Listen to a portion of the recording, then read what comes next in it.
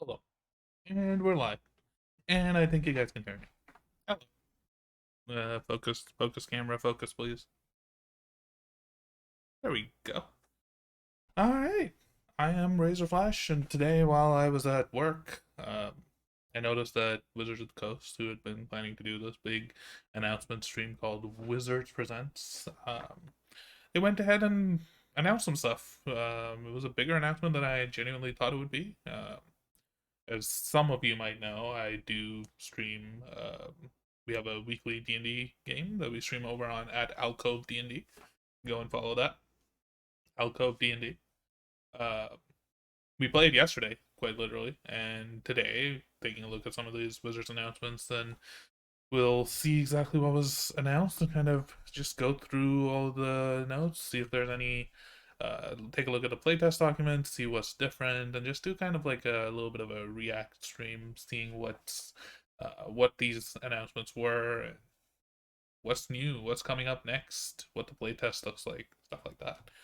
So, without further ado, hop over into this here page. I am using the D&D Beyond article, uh, which I generally find has a pretty good layout, good summary of all of the announcements. Thanks, Elco, for following me.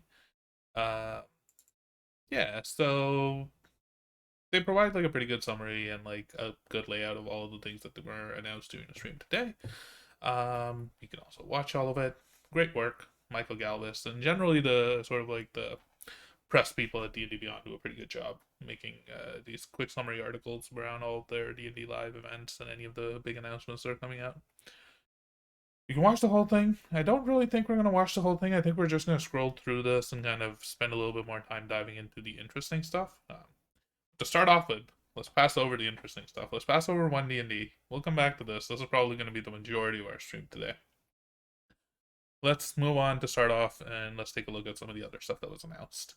Dragonlance book. Excellent. Very excited.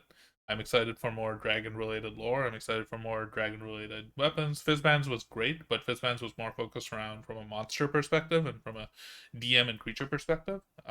I'm pretty excited about getting more sort of magic items and uh, just a setting book that I think will lend a lot more towards uh, really. Let's take a look. So the book will offer not only a brand new Dragonlance story, will also offer new player options that will help you better immerse yourself. So it's an adventure book, which, you know, since as I'm somebody who generally prefers to play homebrew, uh, I'll still pick and choose some things from it.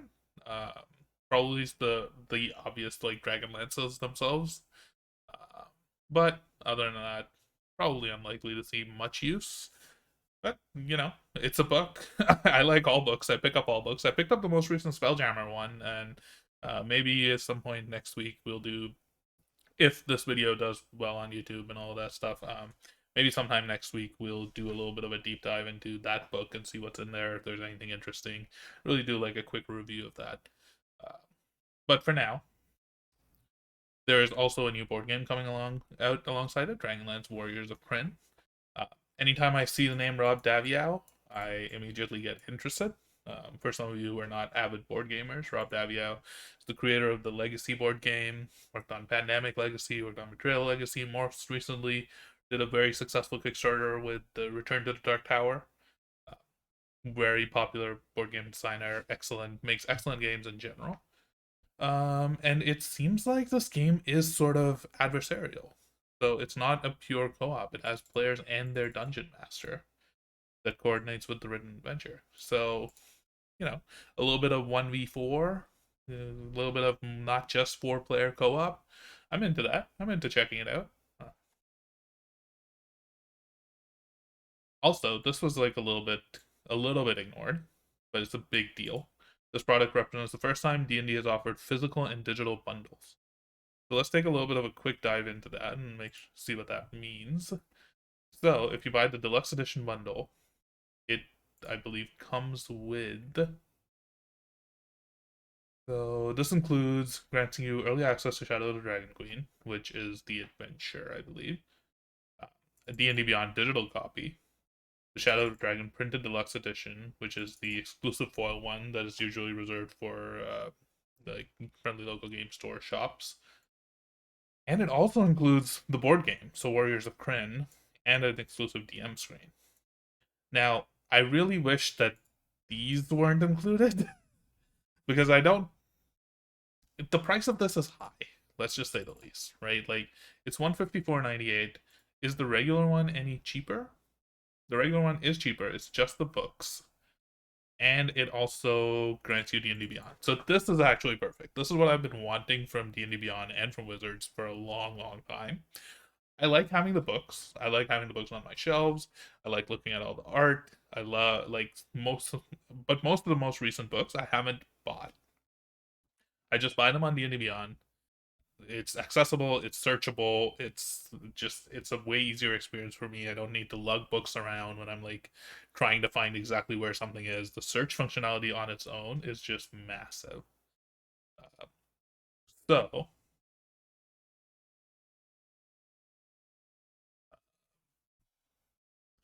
that in and of itself makes this hold on, I'm just adjusting something. I got some feedback that my webcam is trying to focus too hardcore. Almost exactly where to wear that. So I'm just gonna disable autofocus really quickly. It's probably really because of the lighting. So let me just really quickly do that.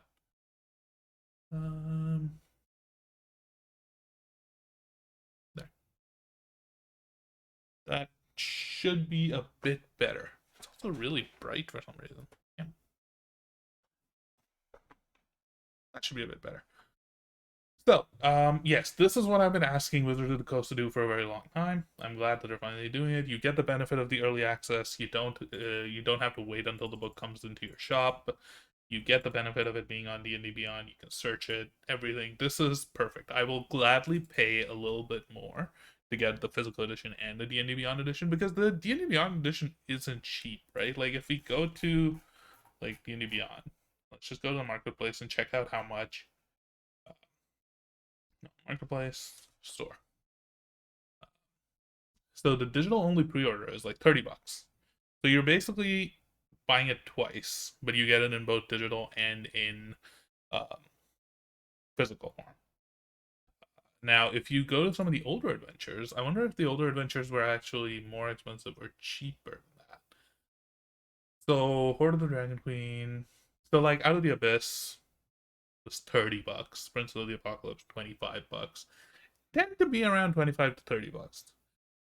So the digital bundle, basically, you're just buying both at the same time. Now, the book can sometimes be cheaper at your friendly local game store. It's usually priced in your local currency.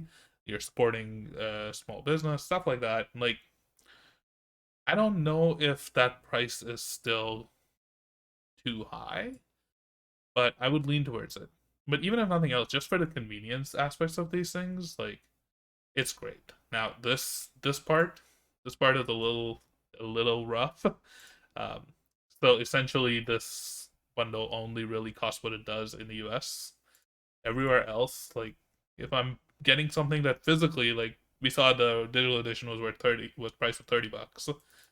So that means the physical edition it costs $30, and it cost me $43 to ship it to Canada.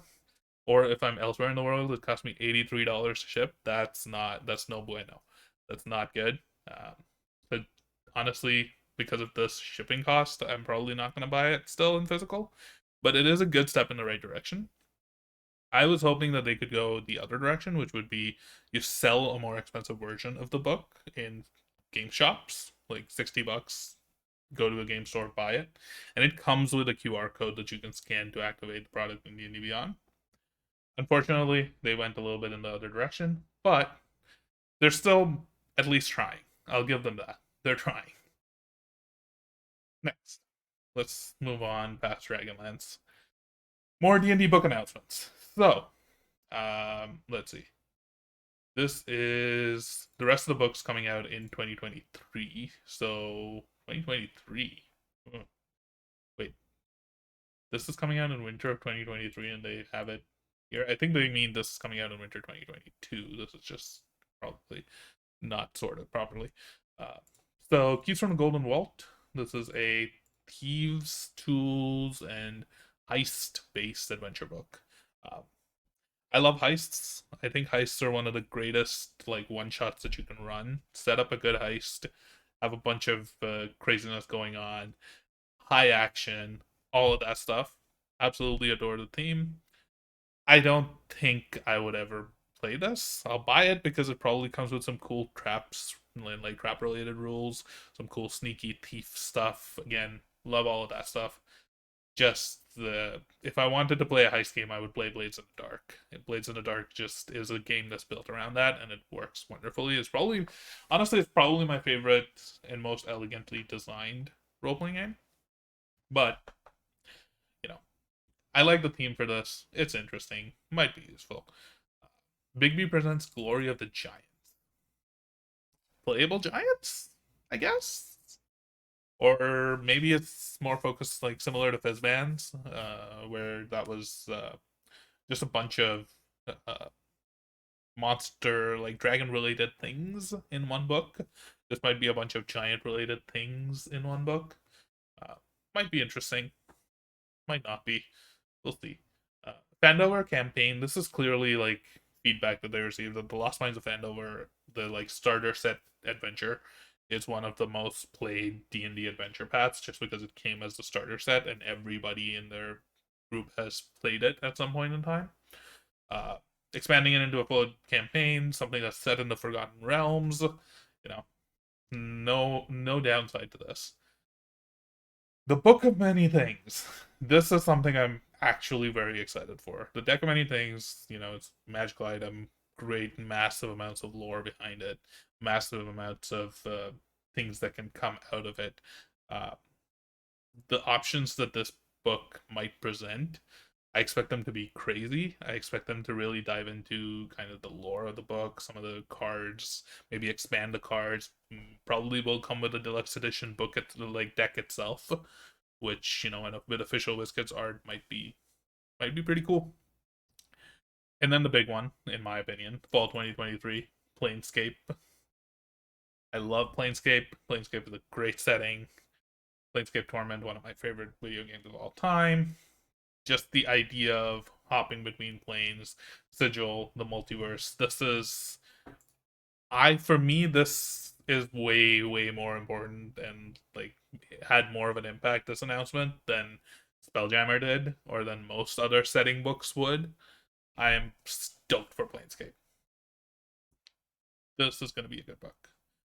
So, in general, out of all these book announcements, I think the ones I'm most excited for are the ones that are coming a bit later. The Book of Many Things and Planescape are both books that I'm genuinely stoked for.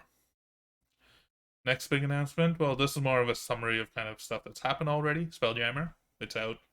Not gonna spend too much time on it. Again, I think we might make another video or do another stream next week at some point, taking a look at what all of these announcements were and what all of these, what the book is, what's in the book, because I'm probably going to see what's incorporatable into other campaigns, other stories.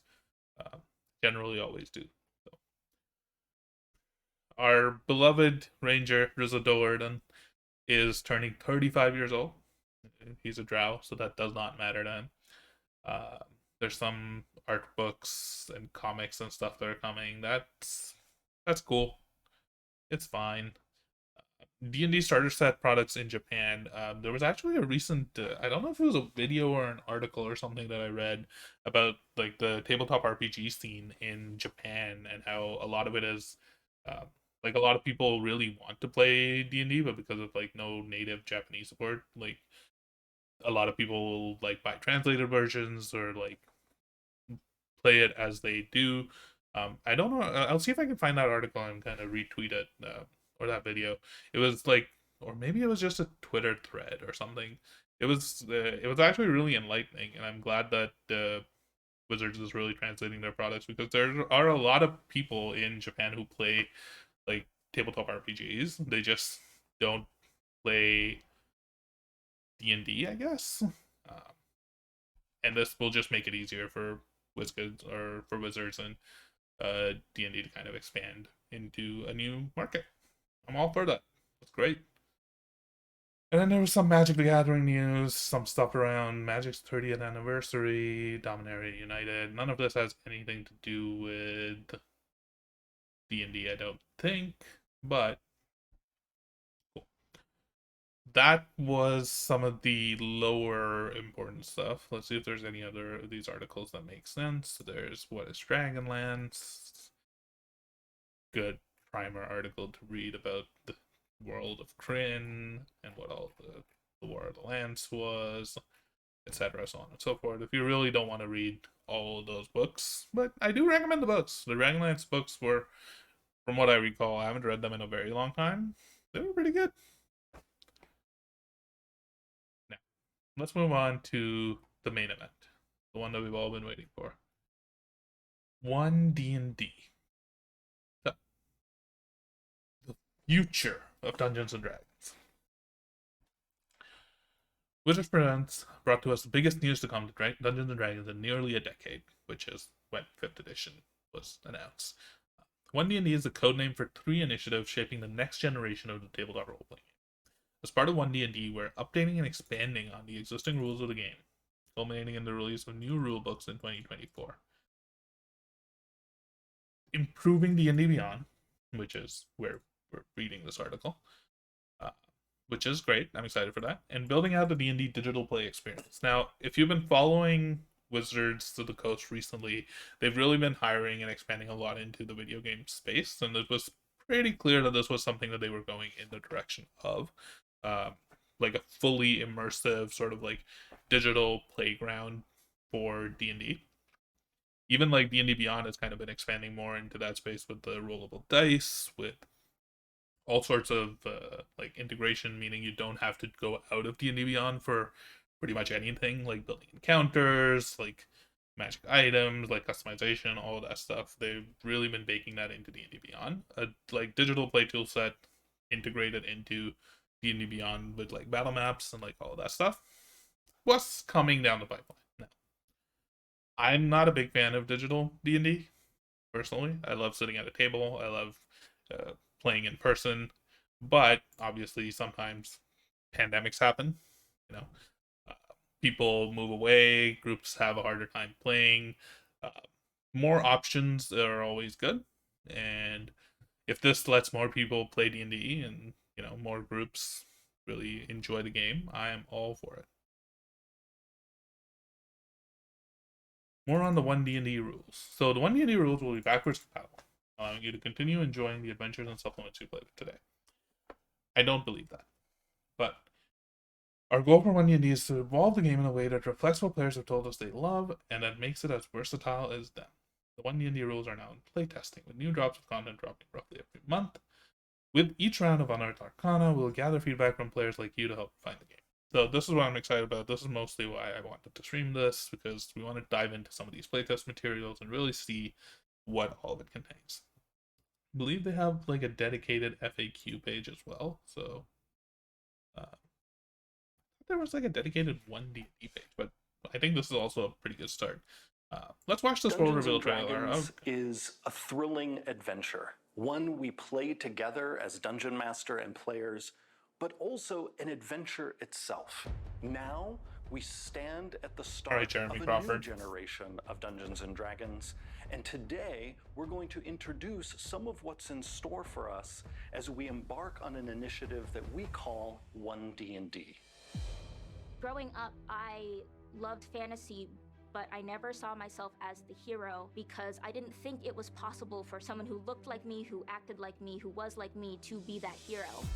We want to continue to reach out to folks who are interested in fantasy, who love storytelling, who enjoy spending time with their friends and creating these collective stories that they can remember for years to come. D&D's been around for 50 years, and there's very little that persists that long that becomes generational, that people can really just not only share, but literally hand down to their kids. What we want to do is just add to that legacy. We did a smart thing with 5th edition by listening to the fans. And what came out of that process was a system that is stable, that is well loved, that incorporates the best elements of earlier editions. Now that we have that, we are no longer in the position where we think of D&D as an addition. It's just D&D. 5th edition is a rule set that has worked for so many people and has brought so many new and exciting folks into the game. It's more important for us to continue to cultivate and respect and love what it is, that the world has told us is working for them. The sort of change you're going to see isn't about taking anything away from you, isn't about changing any of that stuff that you love. It's much more about giving you more options, giving you more choices you can make, more character types you can play, more magic spells you can cast. Basically, we're very happy with the game the way it is today. We just want to build on that. We're revising the major core rulebooks that every player uses, the Player's Handbook, the Dungeon Master's Guide, the Monster Manual. One of my focuses, specifically, is the Dungeon Master's Guide. I'm going to make some structural changes to make it more friendly to new DMs. When it comes to art for D&D, it's about as versatile as our players. We want to show that the person you are can appear in the worlds of Dungeons and Dragons. That's what 2024 holds, is this promise of getting new versions of the books that are the game but reflect where the game is presently.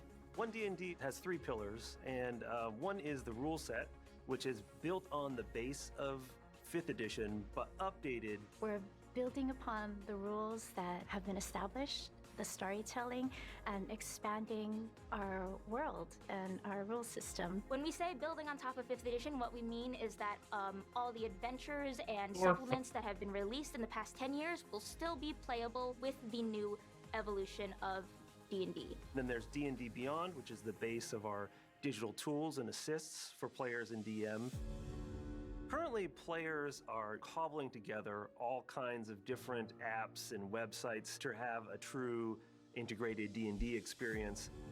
What we want to do is actually provide all the tools that the players need to play themselves in one space. Right now, with the acquisition of D&D Beyond, we've already started to dip our toe into digital, and it was a fantastic partnership that we have going, but we can add more. Digital physical bundles is something that we've wanted to do for a long time, and now that D&D Beyond is part of our family, it's finally something we can do. Your content is available, but you did it where wrong. You have those physical books, but yes, we are doing this now. Versions that you can access through your phone or through your tablet or through your other device. Then our future-facing aspect of this is the D&D Digital, which will become a full play space for you to have experiences that are more immersive. Right now we're in early development of our digital experience. We can play a game, roll some dice, see the miniatures moving around in a 3D play space, but that's just the core of it.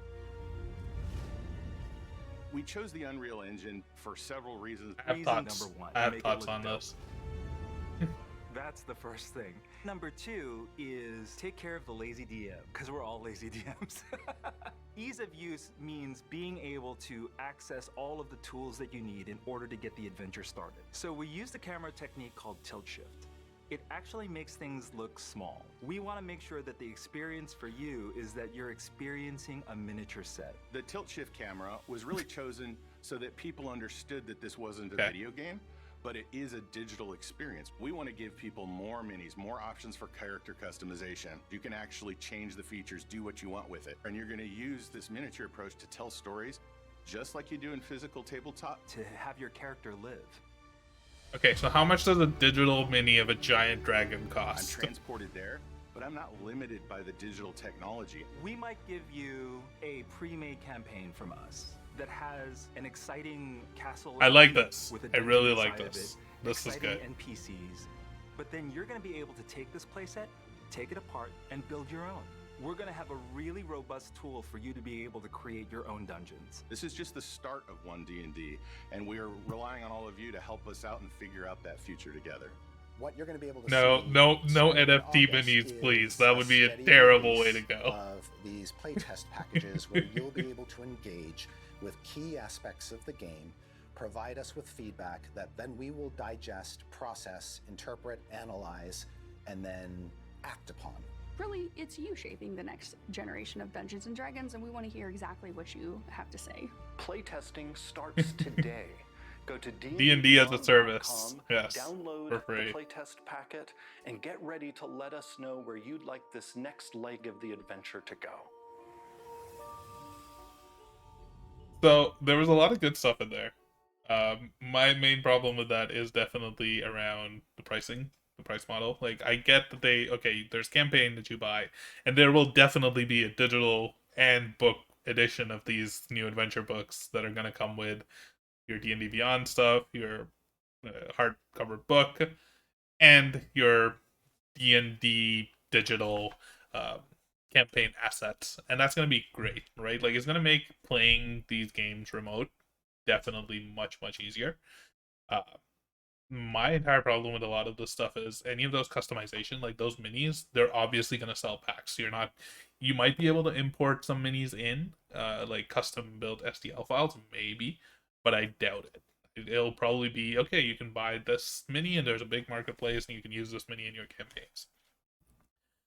That's gonna start getting expensive real fast. As a DM, you're probably gonna have to fork out for all of the monster minis, all of the like set dressing assets like giant fountains and fire pits, and all of those things.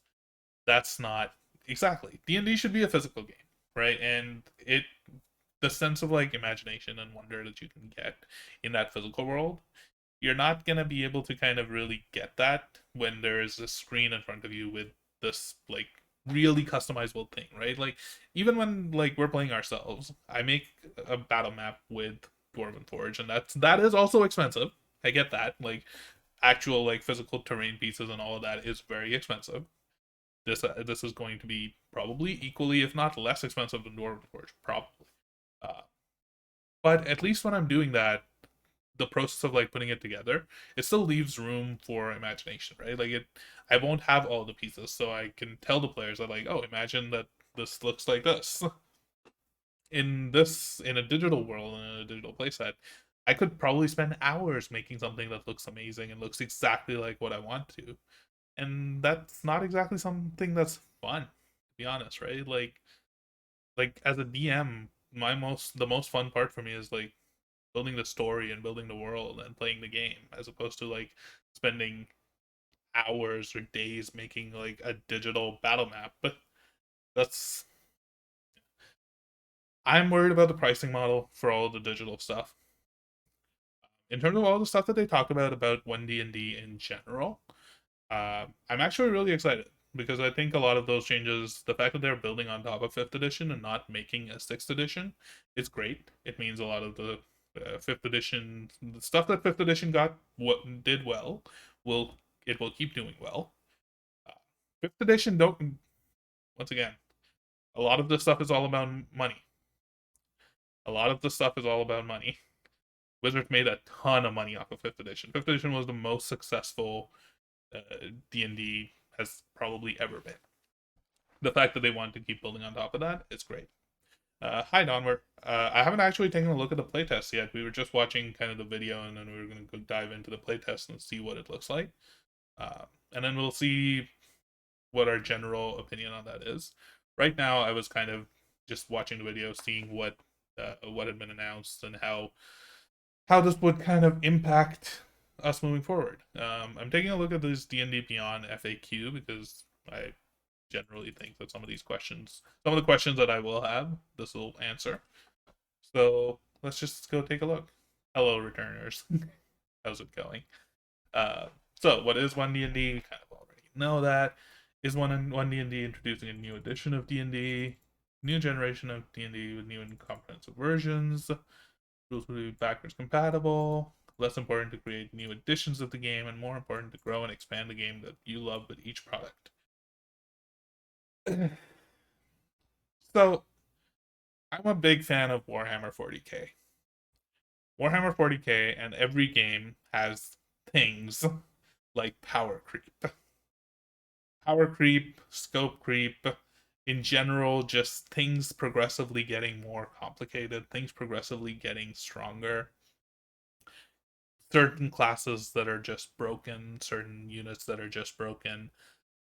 A fresh start of a 6th edition gives you an opportunity to fix that. 5.5 ed D&D 1 improvement that is fully backwards compatible. While it's great, I do think oh, nice. Yeah, I really hope the lucky feat is great because I really hope they fix it. Or it's worse. We'll find out. But yeah, like a clean slate is, yeah, the Destiny 2 experience. Like a clean slate lets the game designers go back and really fix some of the problem points. I nice. Yeah, we'll see where it gets to.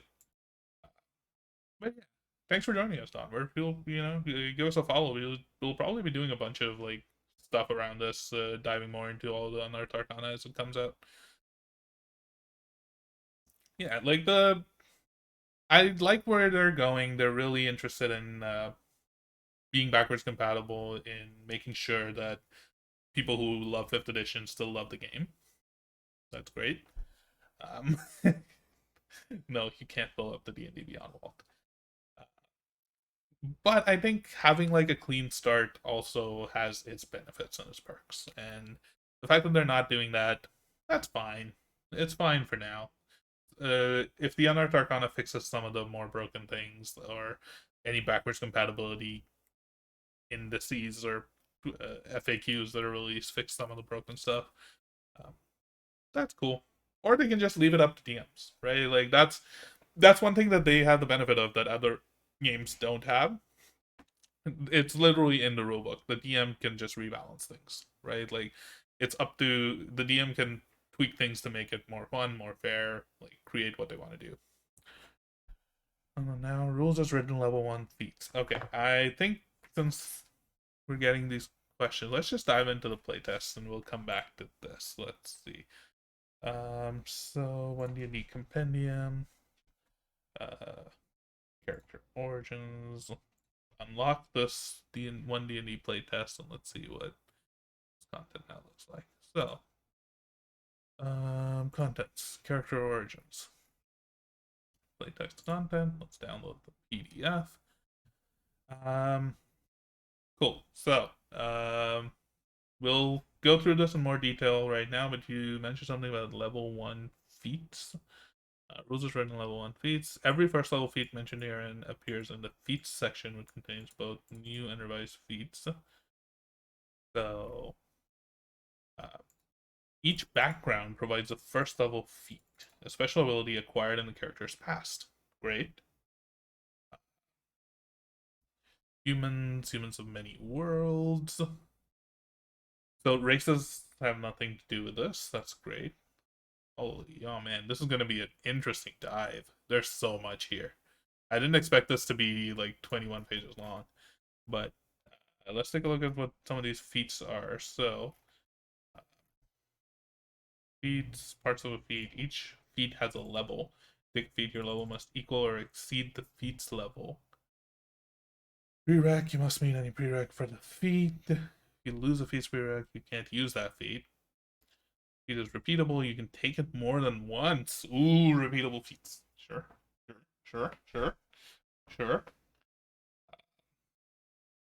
First level feat alert.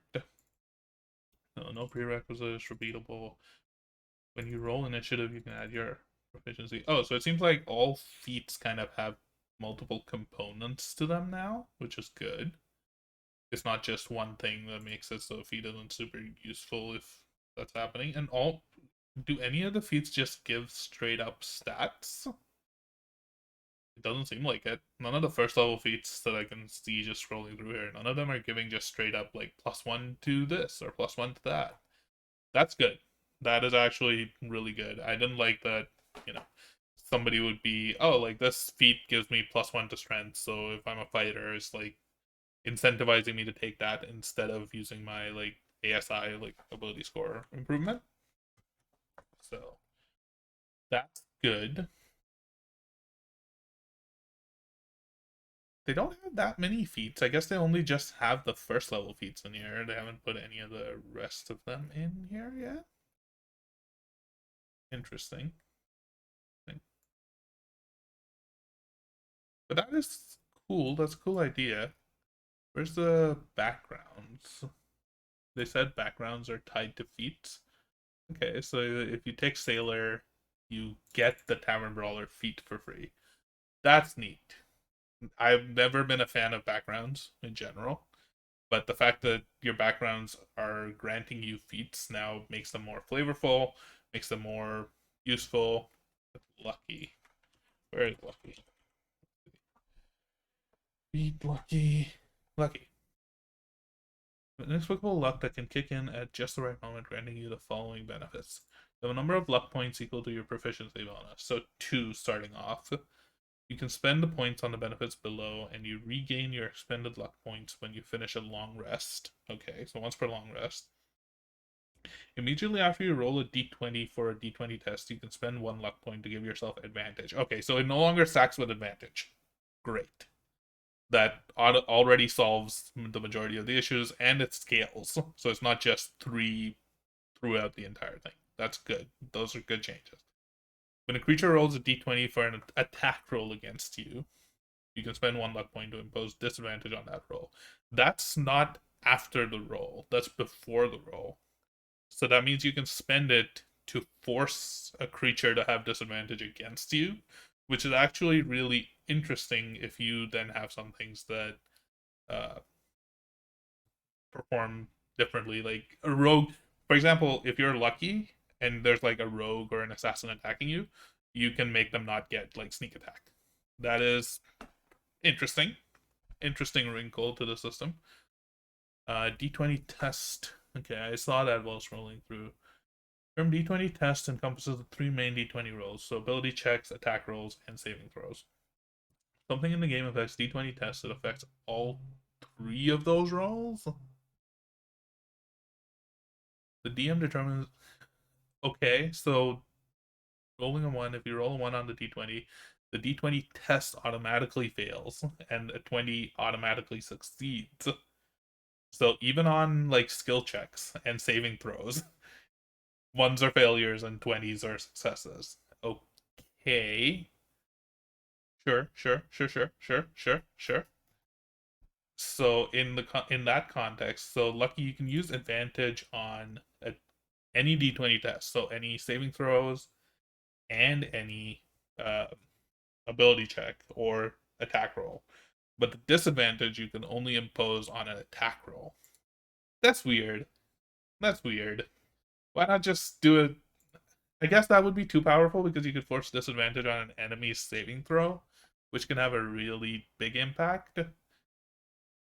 But it's weird that the advantage part works on all of your tests, but the disadvantage only works on the attacks. I don't know, I kind of like the change, to be honest. Like, it makes Lucky not... I don't know how I feel about it anymore. Like, I like that you can force a disadvantage on an enemy because and I don't know, I haven't really seen someone use Lucky in a while. Like, I want to compare it with what it looks like right now. Let's take a look and see what it looks like right now. So, the Lucky feat. You have 3 luck points whenever you make a ability test, sure. You can spend 1 luck point to roll. Okay, so the roll an additional d20, that was just completely broken. Super advantage should never be a thing. It's advantage. If you already have advantage, Lucky does nothing. That's a perfect change. Nothing, no complaints on that. You can also spend 1 luck point when an attack roll is made against you, roll a d20, and then choose whether the attack uses the attack roll. Of course, that's fundamentally the same as, like, giving disadvantage, but again, it's with super disadvantage, so... Yeah, I like the change because it actually works well with the advantage and disadvantage system, which the old Lucky just didn't. The fact that you can use it on... Could you use it on saving throws before as well? You could. And it scales, so now you will have like 2, 3, 4, 5 points of luck. I think it's just a flat out... It's flat out better in some ways without breaking the game, right? Like, the old Lucky feat was broken. This isn't broken, but it's more... It's also not nerfed to the point that people wouldn't want to pick it anymore. I think it's in a good spot. It's still really good, especially in a world where there are fewer... Like, the rules as written, D&D is supposed to have a lot more combat. There's a lot more rounds, a lot more dice rolling. Almost nobody who plays the game plays it like that. There's a lot less combat and a lot less dice rolling. There's a lot more narrative flow. And in sessions like that, where you're having maybe 1 or 2 combats, a long rest, Lucky's still going to be really good. But right now, it's brokenly good. With these changes, it'll be alright. It'll be manageable. So, now that we've gone over that, let's roll all the way back and kind of start going down what all of these changes are. I honestly did not expect this would be 21 pages. We might be here for a while. I'll try to end, because, again, being a D&D player and a D&D fan, I'm excited to watch tonight's Critical Role episode. Definitely will try to end before then. Just FYI. So, character origins. This document is the first in a series of Unearthed Arcana articles. Inside, you'll find races. So these are the races that are being considered for the player's handbook. So these will come out of the box. Good. Character backgrounds, starting languages, feats, and then a glossary of terms. Sure. This is playtest material. Disclaimer here. Right. Power level. The character options you read here might be more or less powerful than options in the Player's Handbook 2014. If a design survives playtesting, we adjust its power to the desirable level before official publication. Sure. So, okay, so what they're basically saying is, don't look at power level. Don't worry about things being too broken. Think about, like, the systems and what they're trying to go for with these changes. Down with that. So, determining your origin. After choosing your character's class, so you're going to have probably all of your 11, 12 classes, whatever. You get to choose 3 things, which are who are the character's ancestors, how did the character spend the years leading up to a life of adventure. So, a race, a background, and a language. I feel like 2 of those things are much more important than the third. Language is probably not that big of a deal. And even they know that because they capitalize race and background and not language. I don't think those 3 are in the same category here. Character's race represents ancestry and confers game traits. The character's background is a collection of characteristics that represent the place and occupation that were most formative for the character. Character origin overview table lists the traits your character gains from race and background. Okay, so creature type you get from race, size you get from race, speed, lifespan you get from race, and special traits. So a collection of abilities that characters gain from their ancestors.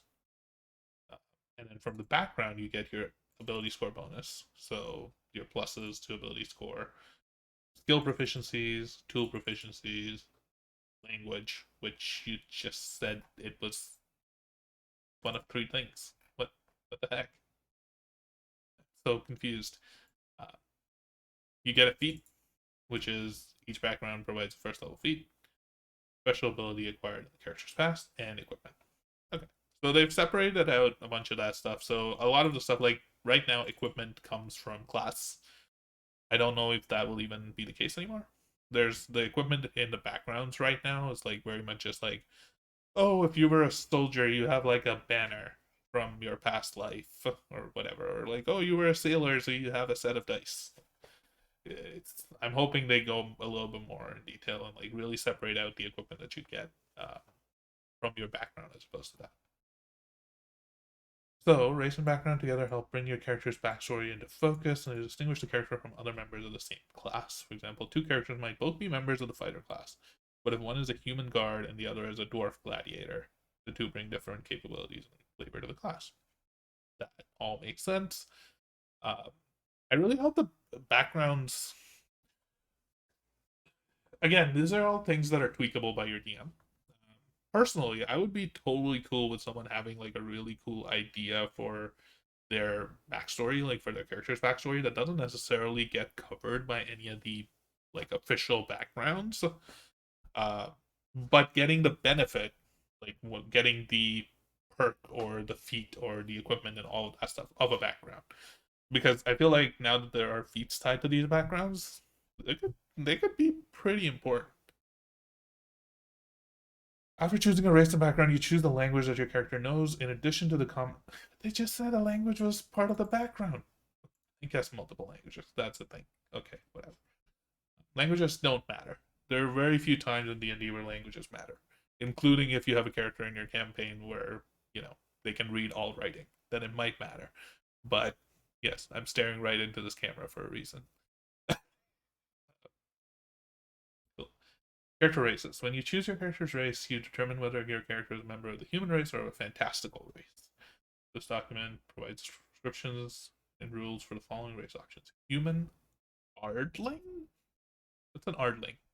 Anybody know what an Ardling is? Do they like to go Ard? Guess we'll find out. Dragonborn, Dwarf, Elf, Gnome, Halfling, Orc, and Tiefling. Is there anything missing? Oh, I guess Ardling is probably half-elf? Which kind of makes sense. They don't want to do half-elf anymore. Also, notice it's Orc now instead of half-Orc. I think that's just a more inclusive way of saying it. Sir, this is so Wendy's. What? I expect everyone who's watching the stream right now to be able to tell me what an Ardling is. Come on. Get with the times. The description of each race includes a section of game traits, which your character gains if you select that race. NPCs of the same ancestry don't necessarily have the same traits. Sure, that's fine. Children of different humanoid kinds. Humanoids of different kinds sometimes have children together. For example, folk who have a human parent and an orc or an elf parent are particularly common. If you'd like to play the child of such a wondrous pairing, so half races, so half elf, half orc.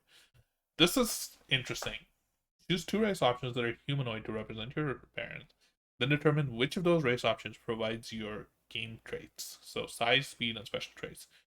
You can then mix... so you only get the size, speed, and special traits of one of those.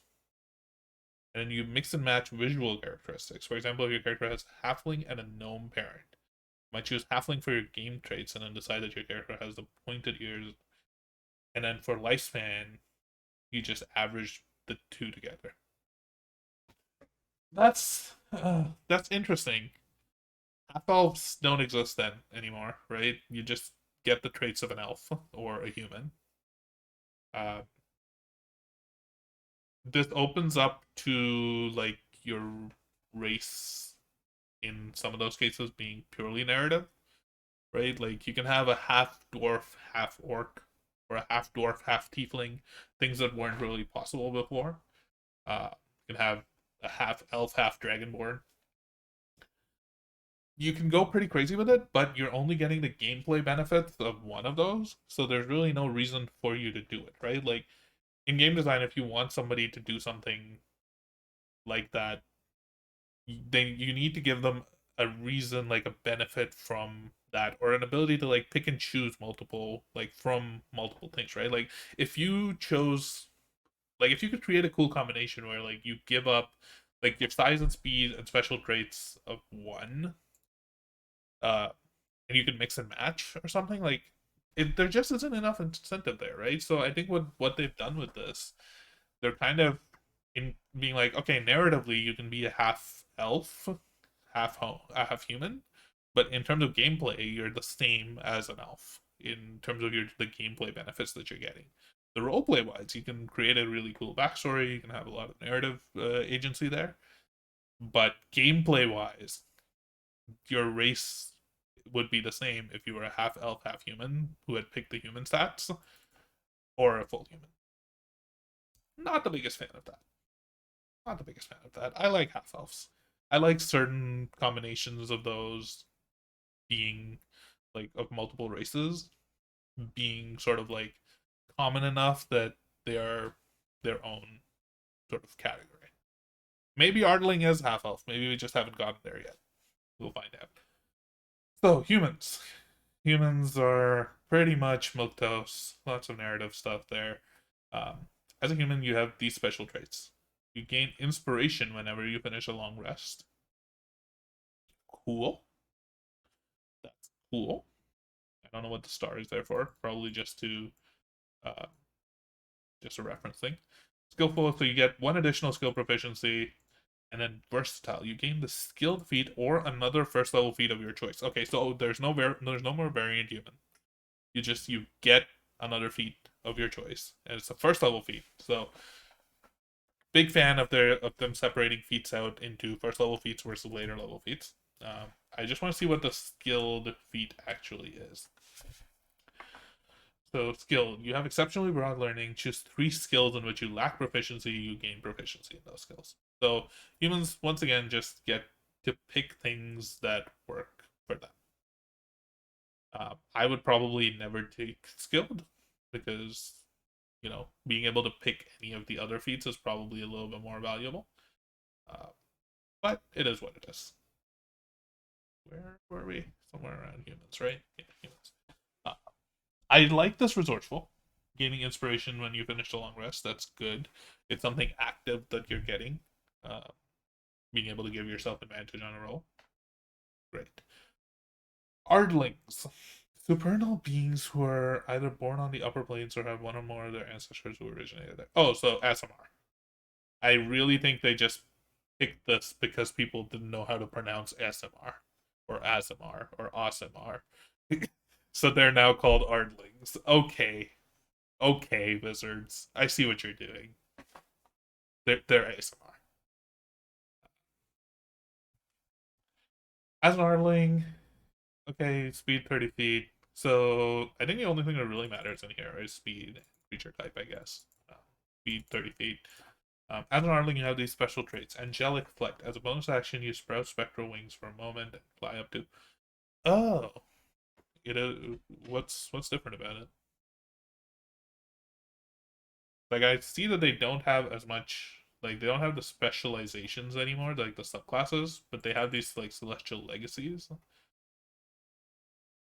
Which I guess is just giving them access to spells. We'll see. We're still getting through, but it seems like narratively they seem very similar to ASMR.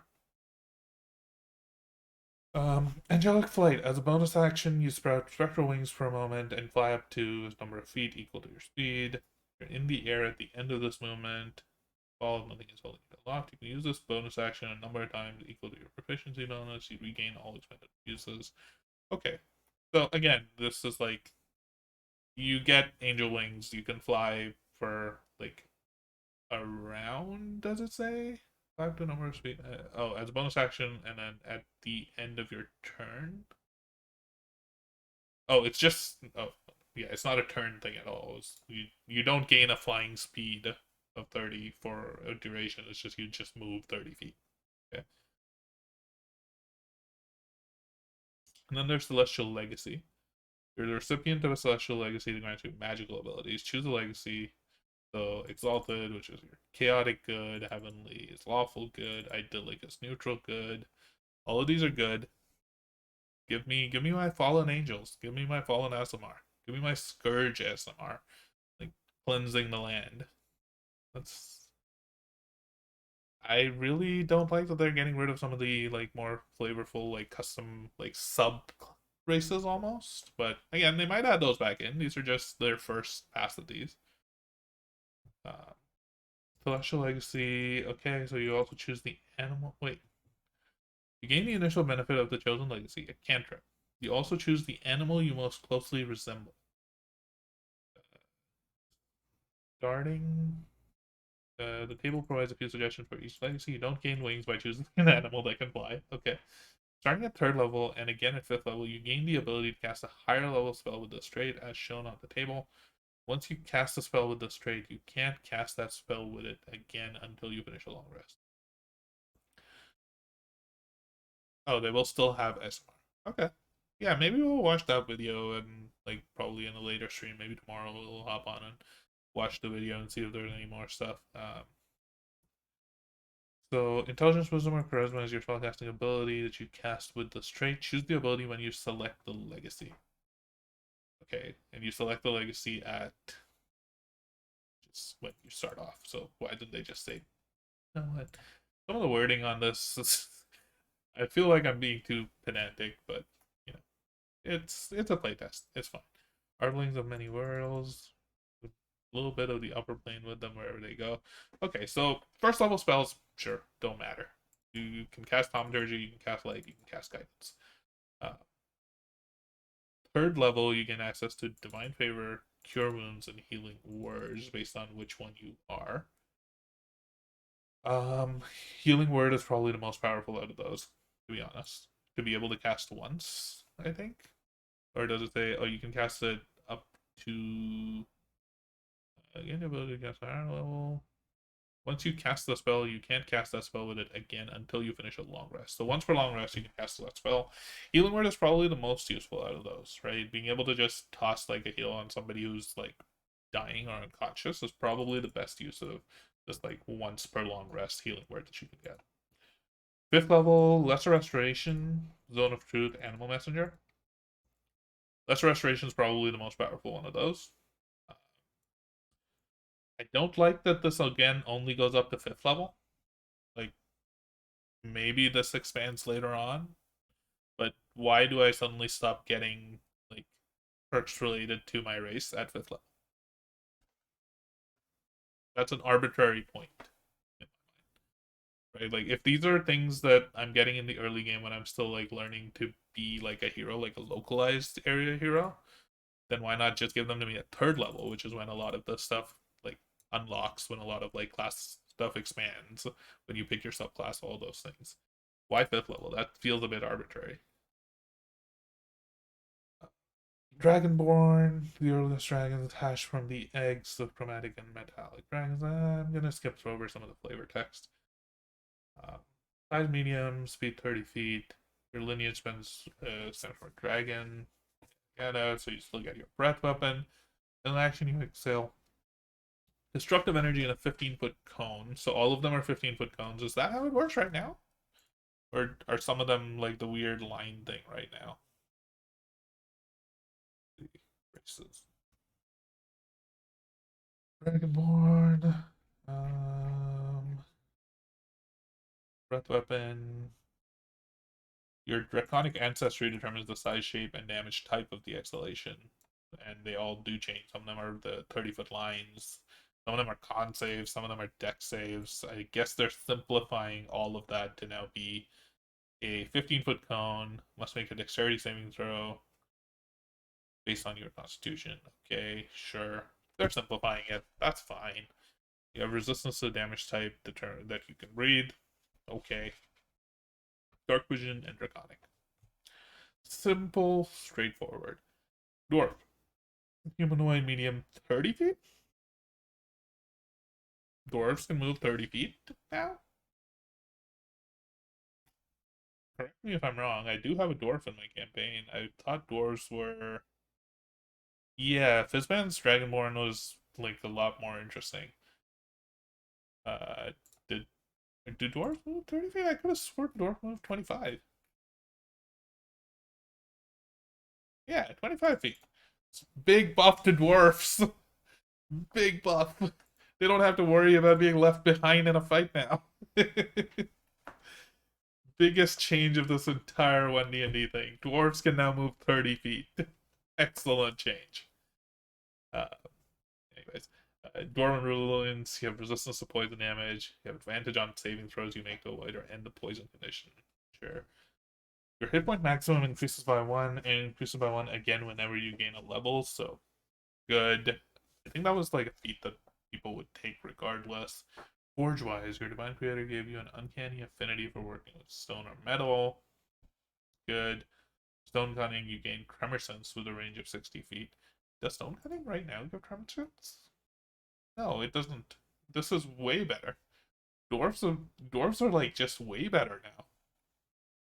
There's Tremor Sense with a range of 60 feet for 10 minutes as a bonus action. That's really cool. Like, there were definitely, like, very recently an R&D campaign over on Alcove D&D. There were many instances where this would have been huge. That's... Dwarves got a glow up, man. Dwarves look good now. Elf. Okay, so elves, they have the elven lineages, which is Drow, High Elf, Wood Elf. Dark Vision up to 60 feet. Elven lineage. So similar to the Ardling lineage, it seems like you choose the lineage, you gain the 1st level benefit, then you get the 3rd and the 5th level benefit. But these are all just spells. Oh, Dwarven Toughness was the Hill Dwarf skill. Yeah, I remember seeing something like that somewhere. The ancestry, you have advantage on saving throws. You make the charm condition on yourself. Proficiency in perception. Trance, you can finish a long rest in 4 hours. That's different than what it is right now. I can tell you that. Right now, it's not that you can finish a long rest. You don't need to sleep for more than 4 hours, but you still have to do the 8 hour long rest and do like nothing for 4 hours. So this is, or just like watch, or like no strenuous activity for 4 hours out of those 8 hours. This is big. This simplifies things. Yeah, the tough feat. I think that's the one I'm remembering. I think tough is similar to what that was. Okay, so first level drow, the range of your dark vision increases to 120 feet. How much was it before? Let's take a look. Those pieces. I'm assuming it's on elf. Subrace. The dark vision was 120 feet right now as well. Oh, were you saying that they removed drow sunlight sensitivity? Yeah, okay. Okay. That's good actually, because it makes drows much easier to play in like a group, I find. Because there's very few groups where the removal of sunlight sensitivity. Yeah. Yeah, I'm not sure that I like that all of these 3rd level and 5th level perks of your race are just spells, but it is what it is. I feel like I've said that a few times in the stream. It is what it is. I think a lot of these like race changes, like races are just such a small part of the overall character build right now that it's any changes that they make are gonna feel like big changes, but in the grand scheme of things, they're still gonna be pretty small changes. So far, the only thing that's like really stood out to me is the dwarf buff. Prestidigitation, whenever you finish a long rest, you can replace that cantrip with a different cantrip from the Arcane spell list. Oh, so high elves just get to pick an extra Arcane cantrip. Cool. Why are the other two fixed?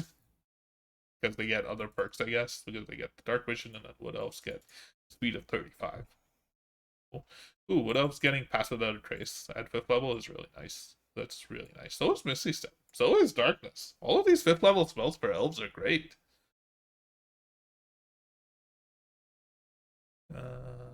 Alright, so we got Gnome. Gnomes can also move 30 feet now?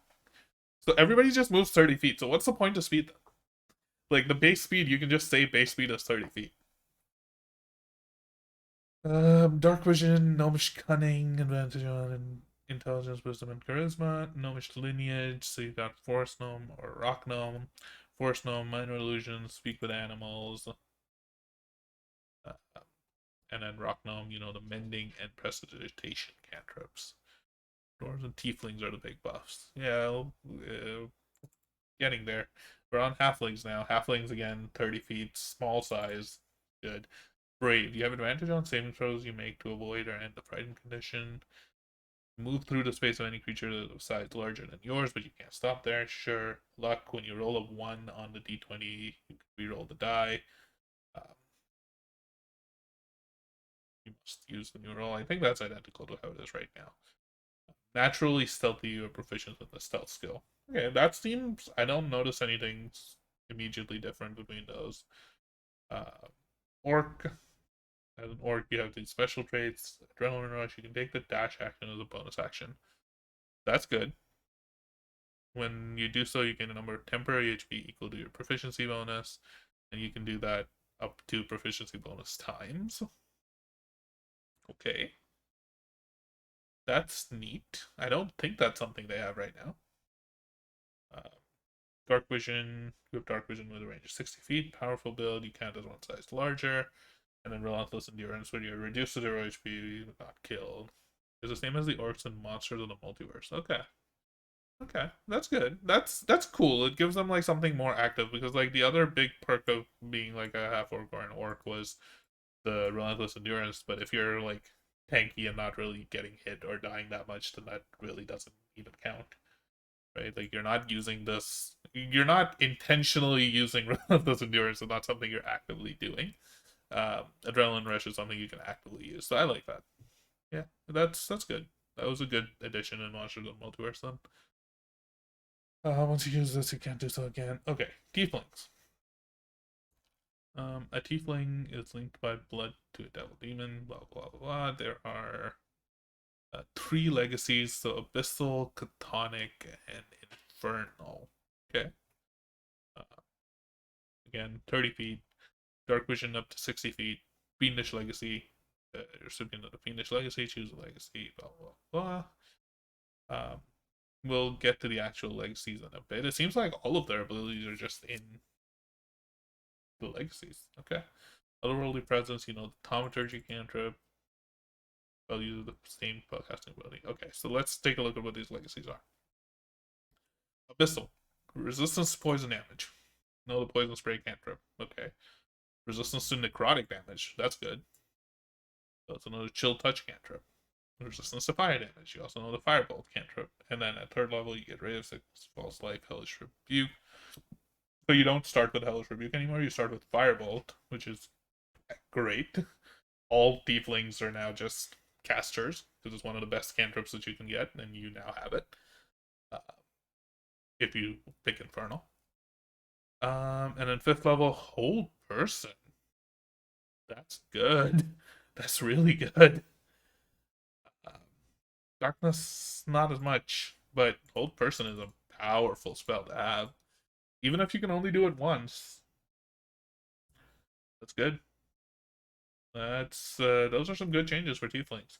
I still think like the tiefling improvements are good. I still really like the dwarf improvements a lot more. Like Tremor Sense is massive, and the 30-foot like movement is big. I think the 30-foot movement everywhere is pretty good. Chill Touch is also good. I think all of those cantrips, like Poison Spray, is also good, right? Like it makes it so all tieflings have access to a cantrip that they can do that is just a spellcasting damage thing at all points in time.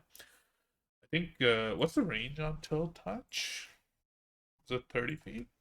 Being able to deal necrotic damage is in general really good. With Chill Touch, you're making a ranged spell attack.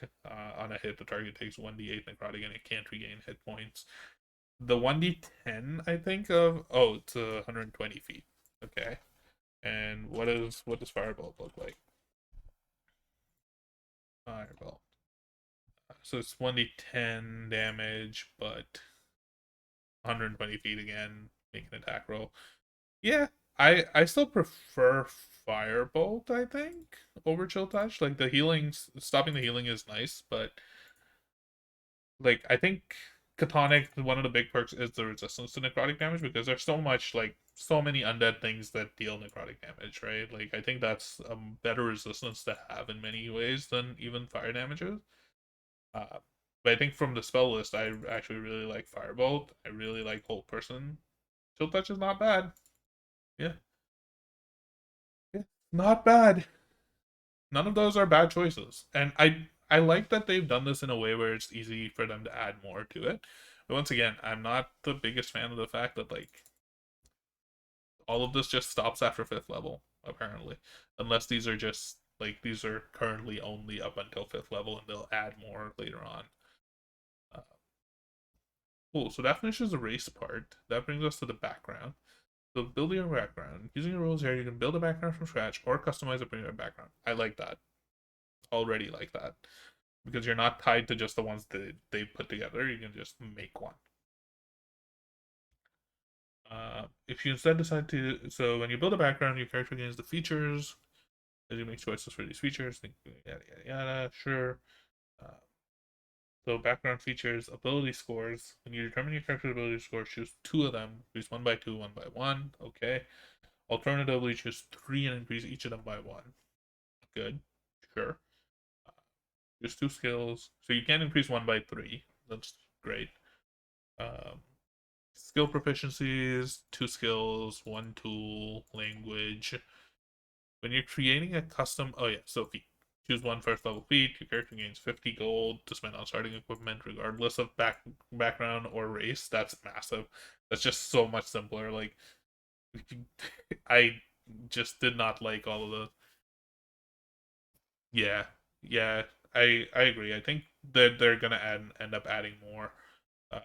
Just because I don't think they should stop at 5th. I think there should probably they should pace it out more. I get that, right? Like 1-3-5, like getting a new race ability every 2 levels is maybe probably not gonna stay that, but I would like something at 10. Just because, like, otherwise, again, your race just stops mattering after a while, right? Like,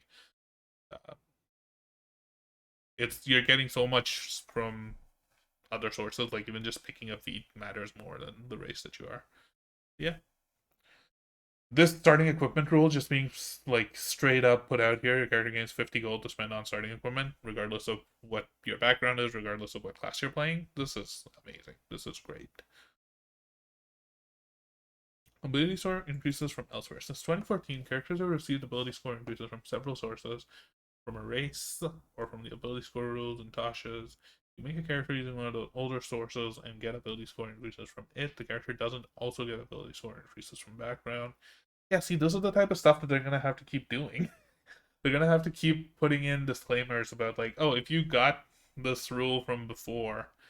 Yes, sounds good. Thanks a lot for joining us, Donver. This was great. Just having someone else to bounce ideas off of and like read this alongside with it was super fun. Thanks for joining.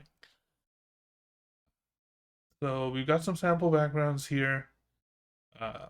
Collection of sample backgrounds. So Acolyte, you get Wisdom, Intelligence, 2 Proficiency, Celestial, and then a feat. Okay, so I'm not going to dive super deep into each of these. We'll just skim over these, and then we'll get to the feat. I think the equipment makes sense. They're probably just buying all of these off of like the straight up like supplies list, and then whatever gold is left behind from the 50. Great. I like that they provide a way to just straight up create a custom background. Like, that's great. That's excellent. We'll skip over the feats. We'll just take a look and see if any of these seem like they're giving any interesting feats. Like if one of these gives lucky, for example, that would be funny. Entertainer, feat musician, farmer, gladiator, guard, guide, magic initiate. Interesting. Hermit, noble, laborer, sage, sailor, urchin, soldier. Starting languages. Cool. Languages that your character can communicate in. Standard languages. Common sign language. Great. Excellent. I am very happy with that change. That's awesome. Rare languages. Abyssal, Celestial, Deep Speech, Draconic, Druidic, Infernal, Primordial, Sylvan, Thievescant is now an official language. So if you can read all languages, it's pretty useful. And Undercommon, Underdark Folk. Sure. That's one way of saying denizens of the Underdark. Right, and then feats. So we already went over a little bit of this. Some feats are repeatable. All feats have levels, so most of these right now are just first level feats. Alert. I think what I'm actually going to do with these, I'm going to open this side by side with... Actually, I don't even know if my stream will show that properly. Never mind, I don't think I can open this side by side. That's just the way that I'm currently capturing the window. It will not work very well. Cool. So, alert. You roll initiative, but you get your proficiency bonus. Immediately after you roll initiative, you can swap your initiative with the initiative of one willing ally in the same combat. That's cool. That's cool. I like that. I like that a lot. Because certain classes actually want to go later in initiative. Like, for example, I don't know, like a rogue might want to swap their initiative around with someone else just so that they can make sure that there's a better chance of them getting a sneak attack off. Good change. Good ability just overall. That's dope. Giving people more of an option and a choice to strategize and have teamwork. Sweet. Crafter, adept at crafting things, bargaining with merchants. That's good. I like that it's not just crafting things, because crafting items and crafting magic items takes time and is usually just something you do in downtime. Now you get another benefit when you're doing something not like out of downtime as well. So discount when you buy an item, you receive a 20% discount straight up on it. Good. Healer. Battle Medic. If you have a healer's kit, you can spend one use of it and tend to a creature, which you're going to spend one of its hit dice, and you roll that die, heals it. Whenever you roll a die to determine the number of hit points you restore with a spell, you can reroll the die. If it rolls a 1, you must reuse the new roll. I'm pretty sure that's the same as the healer part or feat now. Lucky, we already kind of talked a lot about this earlier on in the stream. Go back and watch it. Overall, I think this is a great change. It makes Lucky good without it being as broken as it is right now. Magic Initiate. Repeatable, but you must choose a different spell list each time. You've learned the basics of a particular magic tradition, arcane, divine, or primal. You gain the following benefits related to a choice: 2 cantrips of your choice from that spell list. Okay, so they've basically separated all spells out into those categories: arcane, divine, primal. I'm assuming primal is druids and sorcerer, arcane is wizard, warlock, bard, divine is cleric, paladin. Cool. I like that change. I like that change without each of them having different spell lists. Choose one first level spell from the spell list. You always have that spell prepared. You can cast it once without a spell slot. You regain the ability to cast it in that way when you finish a long rest. You can also cast the spell using any spell slots you have. Intelligence, Wisdom, or Charisma is your spellcasting ability. Sure. Okay. You pick this ability when you pick the feat. Yeah. Musician, practice musician, tool proficiency with 3 musical instruments, inspiring song. As you finish a short rest or a long rest, you can play a song on a musical instrument and give inspiration to allies who hear the song. Good. Doesn't stack with being a human, so obviously a full human group of musicians, not the best way to go. Savage Attacker. When you take the attack action and hit a target with a weapon, you can roll the weapon's damage dice twice and use either roll. Pretty sure this is the same as it is right now. Skilled, you just get 3 additional skills. Tavern Brawler. This is a lot. When you hit with your unarmed strike and deal damage, you can deal bludgeoning damage equal to 1d4 plus your strength. Cool. Damage rerolls. Whenever you roll a damage die for your unarmed strike, you can reroll the die if it rolls a 1. Okay. So even okay, sure. That's just why? Why not just do a 1d4 plus 1 plus your strength modifier? That wouldn't make it broken. Shove. When you hit a creature with an unarmed strike as part of the attack action on your turn, you can deal damage to the target and also push it 5 feet away. Sure. Furniture as weapons. You can wield furniture as a weapon. Using the rules of the Great Club for small or medium furniture, and the rules of the club for tiny furniture. A Great Club is very strong. Why does this need to be a... Okay, fine, whatever. Tough. Your hit point maximum increases by an amount equal to twice your character's level when you gain this feat. And then your... Yeah, so again, dwarfs with tough. Just amazing. Amazing. Rules glossary, rules terms, arcane spells. An arcane spell draws on the ambient magic of the multiverse. Bard, sorcerer, warlock, and wizards have access, as do artificers. Partial list of arcane spells. See that? Artisan tools are a category of tools. Yeah, okay, so that's just crafting tools. Creature types. These are all of the types. Okay, aberration, beast, celestial, construct, dragon, elemental, fey, fiend, giant, humanoid, monstrosity, ooze, plant, and undead. Sure. Good. Fine. The D20 test, we talked about this earlier. It basically just encompasses ability checks, attack rolls, and saving throws. If something in the game affects D20 tests, it affects all of those rolls, so Lucky affects all of them. The DM determines whether a D20 test is warranted. To be warranted, a D20 test must have a target number no less than 5 and no greater than 30. Okay, so you can no longer give people rolls that have a DC of 35. And if something needs like a 2 to pass, it is an illegal play. You can no longer make your players roll, and just if they roll a 1, they fail, everything else passes. That's not a thing anymore. If you follow rules as written, as Wizards is telling us, you cannot do that anymore. Don't do it anymore. Rolling a 1 automatically succeeds all tests. That's big. It automatically succeeds, or sorry, rolling a 1 automatically fails all tests, ability checks included, no matter what your modifier is. That's actually a pretty big change in the way that the game works. Same thing with rolling a 20. This is the way that I think intuitively people always thought it worked like this. Like if you rolled a 20, you would automatically succeed on that. But that's not how it worked. You could roll a 20, and if your modifier was only like a +3 and the DC that was set was a 25, for example, that would fail that. Now it guarantee automatically succeeds. Currently in 5th edition, this only worked like this for attack rolls. A player character also gains inspiration when rolling 20. Why? They already got, like, players just already got a massive reward. They rolled a nat 20. They guarantee succeeded on something. They did twice as much damage as they should. Why give them a reward, an additional reward on that?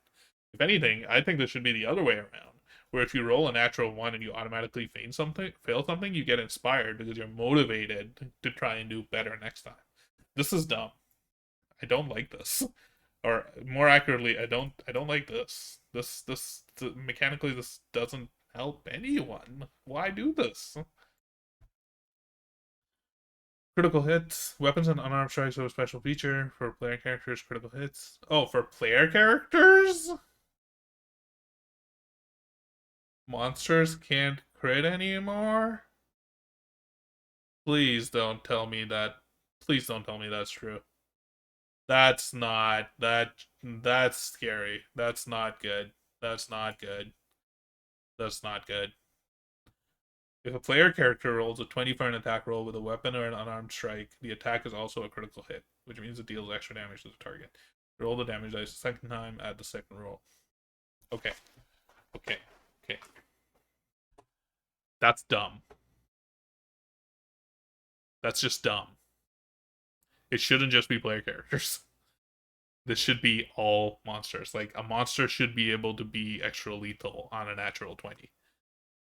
It's just something, you're taking away some of the fun and unpredictability of combat from a DM's perspective. That's not okay.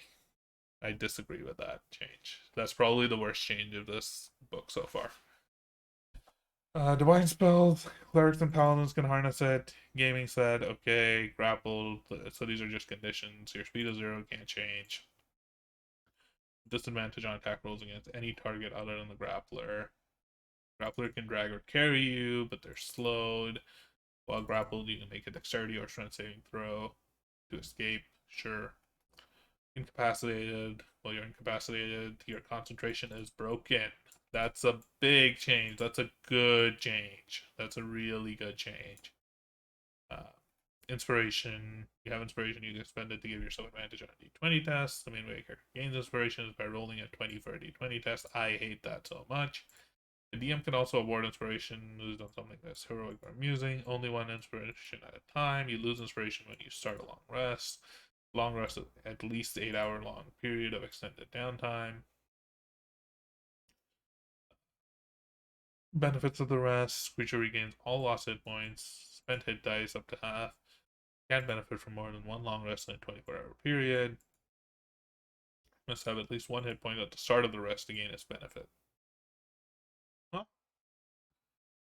So if you're unconscious but stable, and you're unconscious for 1d4 hours, you can't actually start a long rest until those 1d4 hours end. And so you're gonna be like, suppose you, for the first 4 hours, you won't gain the benefit, but then you get the 8 hours. 8 hours is fine. It's flexible enough. Doesn't matter. If a long rest is interrupted by combat or by 1 hour of walking, casting spells, or similar activity, the rest confers no benefit and must be restarted. However, the rest was at least 1 hour long. The creature gains the benefit of a short rest instead. Good. Sure. That's just codifying stuff that people already did. Musical instruments cost 20 gold. So they just rebalance the prices of all of the tool sets. That's fine. Primal spells are druids and rangers. Sure. Slowed condition. Slowed. That's a new condition. Okay. Limited movement. You must spend 1 extra foot of movement for every foot you move using your speed. Weird phrasing, but sure, your movement is halved. Just go with that. Attack rolls against you have advantage. Dexterity saves have disadvantage. Okay, sure. Tool proficiency, tremor sense. Yeah, detect things moving. As long as you're both in contact with the same surface. Unarmed strike. Melee attack involves you using your body to damage, grapple or shove. And then there's the spell list. So this is just primal spells, divine spells, arcane spells, all these first level spells. Yeah, I mean, I think that makes sense. Overall, I think I like some of the changes. I like the fact that they're level restricted feats. I like the fact that as you level up, you'll start to see more and more interesting feats that you can pick. I like that they broke a lot of the background functionality out into feats. Honestly, the only thing that I'm unhappy with in this change is the fact that monsters can't crit anymore. Like, that's just weird. Like, the other thing I was talking about, like how giving someone an inspiration when they get a natural 20 feels a bit off. But I'm okay with that. Like, not many people really play with inspiration anyway. So something that like makes it more clear and like systemic what inspiration is and how you get it. Cool. Personally, I would flip this around. If I was DMing with these rules, I would flip it around to make it so that you got inspiration on a 1 instead of getting inspiration on a 20. I just think you're rewarding someone for like you're making something less bad when something bad happens to them, right? That just feels a little better than, oh, you did this amazing thing. Here's an extra reward on top of it. But yeah, the only thing I really dislike is the critical hits only being for player characters. That just feels lame. Like, it feels like you're taking some of the fun away from DMs, like rolling a natural 20 and players having to kind of adapt with like larger spikes of damage that they didn't expect coming out, that sometimes even the DM didn't expect coming out.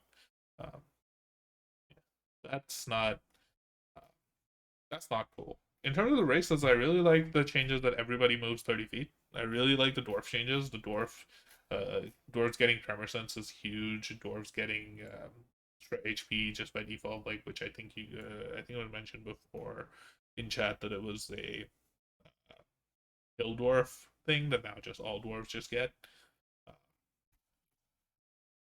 I like a lot of the changes that they've made. I don't like some of the uh, like, I know in the future they'll just add more lineages, but it doesn't. I don't like that these aren't super compatible with all of the existing varieties of things that we have, or at least I don't know if they will be, right? Like Paladel for like I guess some of the other like subclasses, right? Like I have the elf race open here, right? Like there's so many different elves that were introduced over time, like Palad Elf, Mark of Shadow Elf, Eladrin, uh, but this will drastically change how 3 of those play, like how Dark Elves, High Elves, and Wood Elves play. But then it'll probably be like a while until errata and stuff fixes the rest of it. But yeah, I think overall, like, I'm excited. I'm excited about going through all of the changes as they release more information. I'm not sure if I'll end up doing like a playtest game or something with these changes. At least on their own, they feel a little like I think I'll wait for more of these things to come out, but I will provide feedback. That's genuinely something that I'm very excited to do. And I'm very excited to dive into and see like what else is coming. Right? Like, this feedback survey opens on September 1st, so I'll definitely be providing some feedback, and I encourage everyone, like all fans of D&D, to like do the same. Right? I think this is an exciting time. I think when 5th edition came out, like when D&D Next was a thing, they were collecting a lot of feedback, and I think a lot of that feedback is what helped make 5th edition what it is, and it helped make it really successful. So I'm really hoping that 1 D&D or 6th edition or 5.5e or whatever colloquially we end up calling it, I think it's gonna be an exciting time in 2024. I think it's gonna be great. Yeah, I'm excited. There's some good stuff, some bad stuff. overall, you know, it is what it is. I need to make a face for the recording that we will put up on YouTube. I need with a reaction face. So let's do that.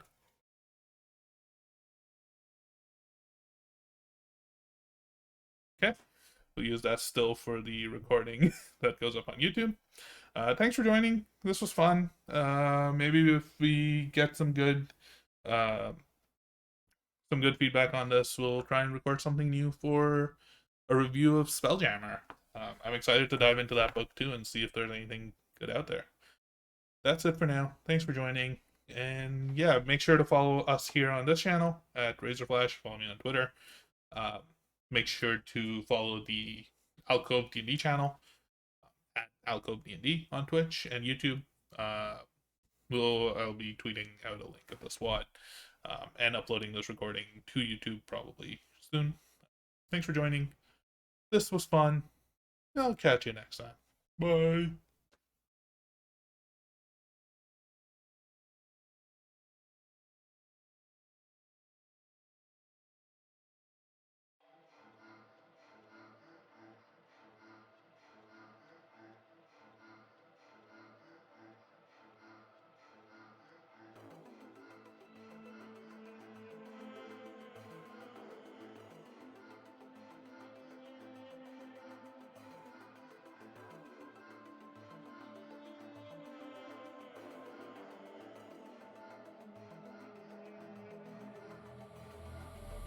Bodies in the alley, keep one hand on my money.